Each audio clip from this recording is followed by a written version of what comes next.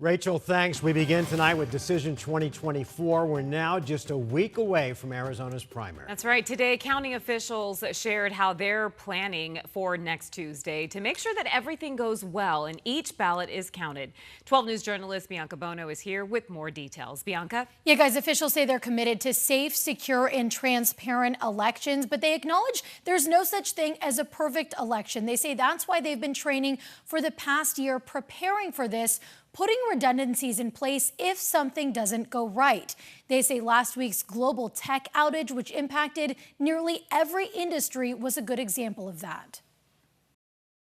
We continue to look into why CrowdStrike pushed their update to our site book, to our check-in system at the vote centers. Maricopa County elections officials addressing how last week's global IT outage stemming from a CrowdStrike update impacted Valley vote centers. We feel like we had a fairly low impact and still almost 400 people voted on Friday. Officials emphasizing it was the ballot on demand system that checks in voters that was affected, not voting machines or tabulators, as they're not connected to the internet. But the Republican National Committee is raising concerns, writing a letter to the Maricopa County Elections Director saying this most recent occurrence is extremely worrisome due to the implications if this were to happen on Election Day. Officials were asked what would happen if there was a similar outage come November. We will have increased resources, increased technology personnel. We are prepared should something occur on Election Day to be able to be responsive. These comments come 1 week before Arizona's primary election and on the heels of previous contentious elections and the assassination attempt of former President Donald Trump. Security remains a top priority. We, particularly here in Maricopa County,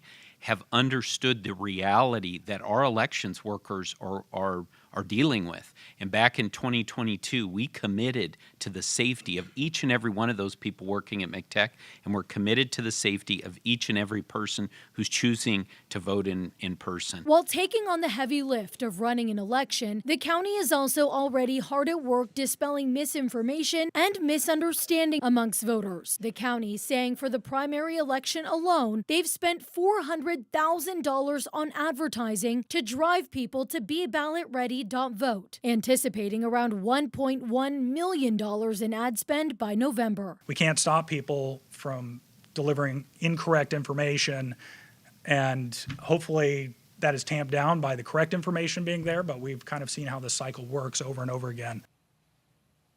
And nearly 400,000 early ballots have already been received. Officials anticipate the total turnout to equate to around 30% of eligible voters. We're live in studio, Bianca Bono, 12 News.